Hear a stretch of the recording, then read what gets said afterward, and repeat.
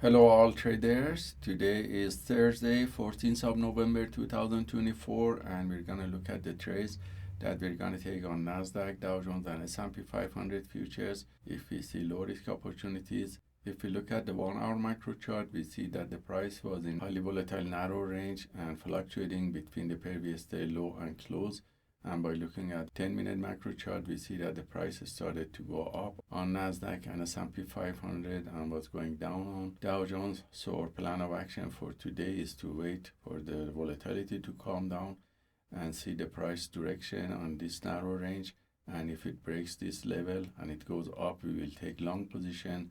If it goes down and there's still room to this support level, we will take sell short position, and based on reaction of the price to these support levels, if the buyers come back, we will take long position in a well-established uptrend again. So stay tuned and we're gonna update you with any trade that we're gonna take today.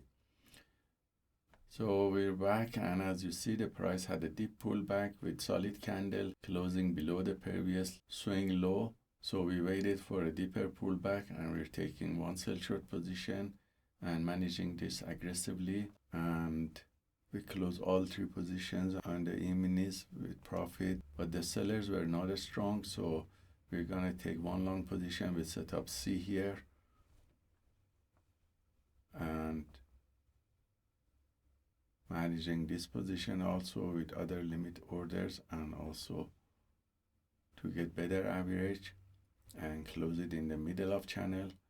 So we close this also with profit on Nasdaq and S&P 500, and the Dow Jones position was also closed with profit. So the price is close to the resistance level, so we have to see the reaction of price. If it gets rejected, we take sell short positions again. So we're back, and as you see, the price passed this level and now have a pullback. So we're taking long position in this well-established uptrend channel, and we're adding to the position in the middle and lower area of the channel. Since the setup is T and the trend is strong, we are more aggressive in adding more positions and closing in upper area of the channel.